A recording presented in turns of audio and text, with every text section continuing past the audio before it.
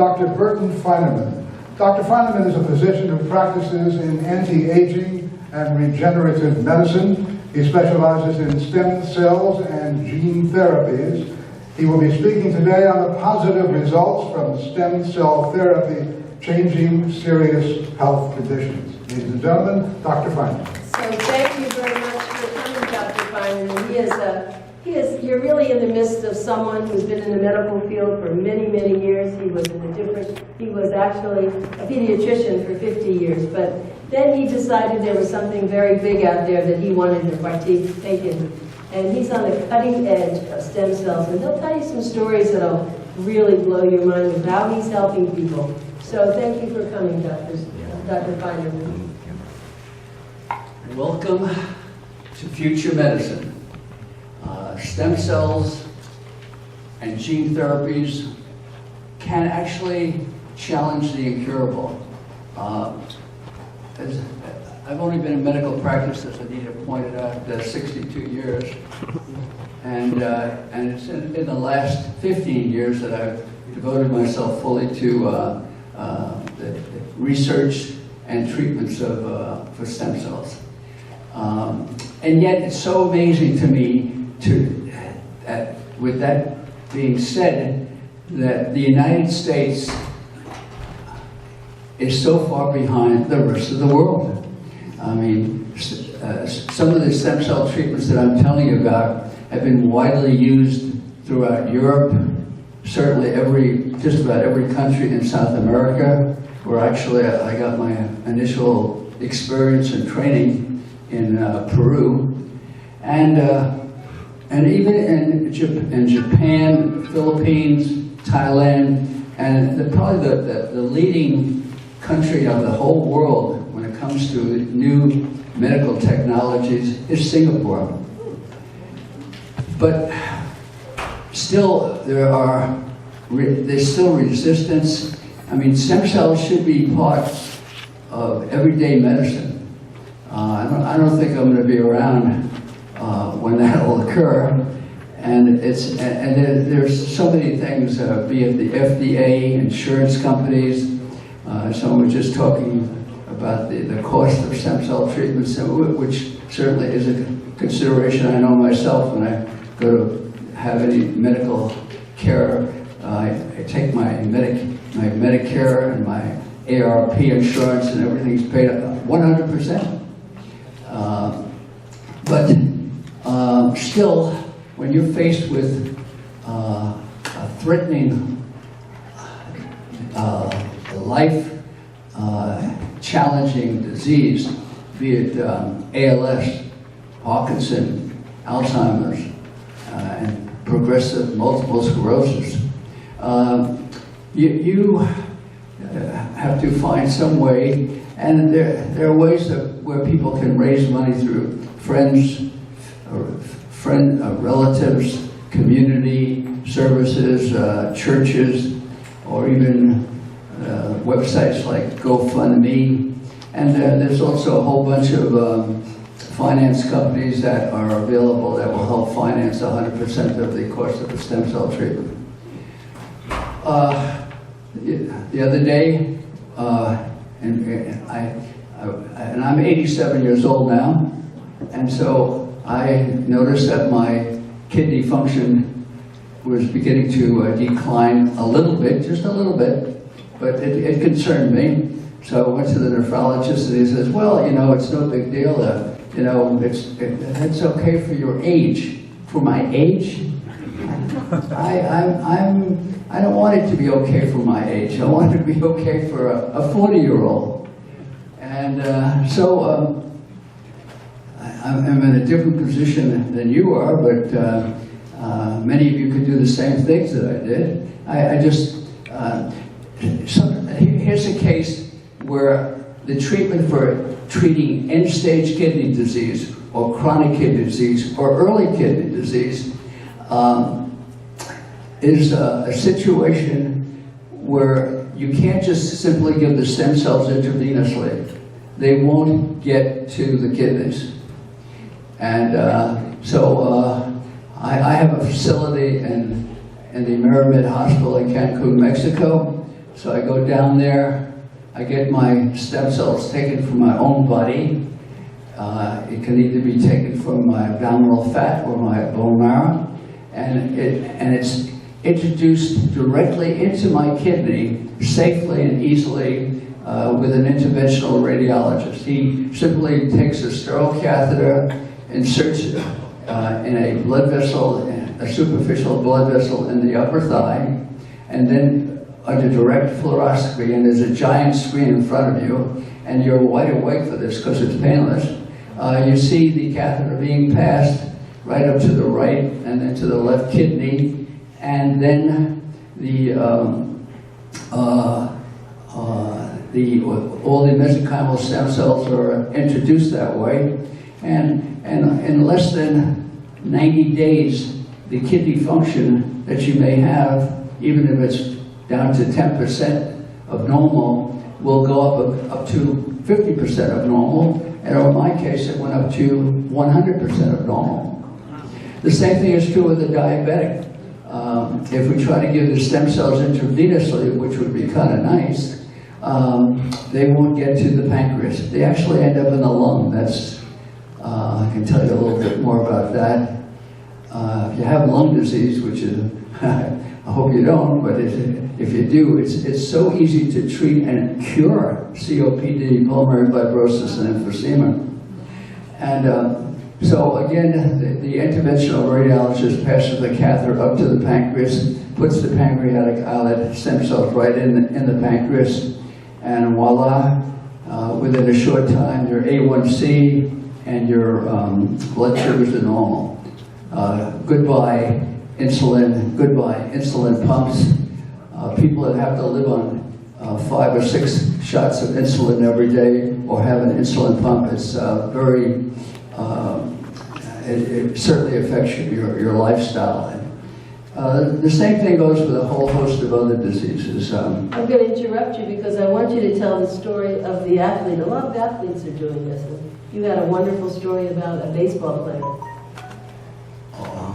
Well, You have so many stories. yeah, I got a lot of stuff. I know. Line, and he injures a joint or an Achilles tendon or a rotator cuff in the shoulder, and he's going to be out for half or the entire season. And I think to myself, I sure wish I had this guy's telephone number. Because within just 2 weeks or so, that person could be out on the field as far as athletes are concerned. I think Anita's referring to a patient that actually lives right here in Sunny Isles Boulevard, Sunny Isles up in North Miami Beach, right across from the Trump Tower.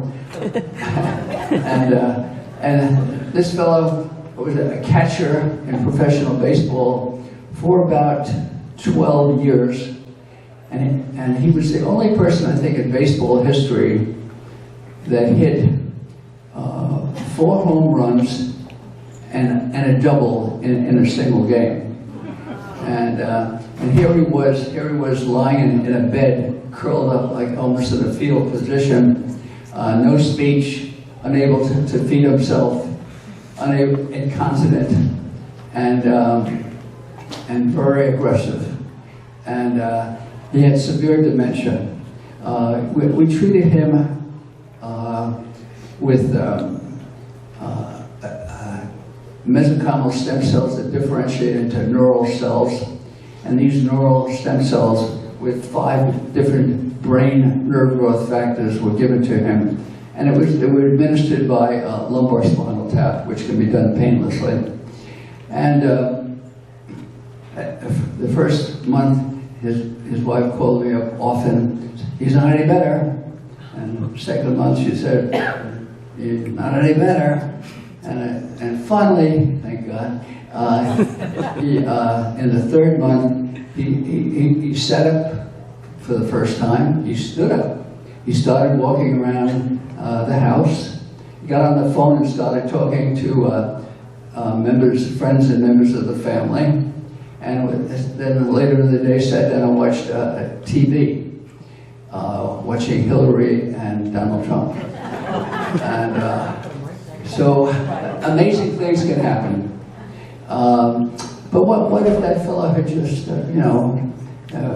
just followed what saw the neurologist? The neurologist would say, well, I've done everything I can. This is the way it is. Well, let's just try to make them comfortable. The same thing is true with a whole bunch of other things. People with blindness, the most common cause of blindness is macular degeneration. And an amazing high percentage of us in the 80s, 70s and 80s get macular degeneration, sometimes even younger age groups. And living in a world of blindness at any age is certainly a terrible thing. And I have a center in Lima, Peru, where I work with a retina doctor, and we're able to introduce retina pigmented epithelial cells and neural stem cells, completely reactivate the photoreceptors, the rods and cones, and that person has a decent amount of vision that is returned. The same thing goes with retinitis pigmentosa, which is a genetic disease, or Stargardt disease, which is also a genetic disease that causes blindness in children. It's actually, they get early macular degeneration, all of which is treatable and curable. Ever since the human genome was discovered, not so many years ago, we've been able to attack conditions which I, as a young doctor, worked hard and endlessly, never have any success. And now a condition like cystic fibrosis, I had when I was a young doctor, 25 years of age, they actually set up a laboratory for me to do research in cystic fibrosis when I was 25. And but we did most of those kids died when they were about 6 or 7 years of age. As a result of some of the work that was done, we were able to extend the length of life to like 20 years of age. But still, but those last few years, they had a rough time with cystic fibrosis. Now you can successfully treat cystic fibrosis. You knock out the abnormal gene mutation, and you insert the normal gene. You give them stem cells, and you've given a person a new life. The same thing is true with people with Huntington's disease. And to some degree, we've had success with children with Tay-Sachs. And, but you know, it was actually Dr. Anita Finley who made me think about something, and I've tried to introduce it into medicine, but I think it'll take 50 years before it'll ever get accepted. And that's the idea of using stem cells for healthy people. In other words, you're 50 years old, so you go to the doctor's office instead of the usual blood pressure and EKG and blood test. The doctor gives you heart stem cells. And you come back next year and he says, well, it's time for your brain stem cells, etc. And so this concept, I'm sure will work. But it's changing the way doctors think is very difficult. 95% of doctors don't know a damn thing about stem cells. And yet they often are an obstacle when the patient goes and says, well, I went to this doctor and he says that he's going to treat my osteoarthritis with stem cells. And the doctor will say, oh, that's just experimental. That's not going to work. And speaking about that, it's the orthopedic doctors that are the only ones that have entered into the field of stem cell in quite a large percentage of cases. So, because I don't want to run out of time before you get to ask a few questions, but my discussion with you is, okay, you've told us this, what can we do as a society to help you to get this out more? I know that you've been on our radio show, you've been writing articles, but what you talk about is almost a miracle, and you're right, there's a lot of negativity out there, so what should we do? Well, I think the patients are in revolution of that, because they go to the doctor who diagnoses them with COPD, the patients, he tells the patient that they've got 6 months to live. The patient's on oxygen 24 hours a day, 2 to 5 liters, and go home. Yeah. But come back and see me in 3 months. Come back again and see me in 3 months. But what are you going to do?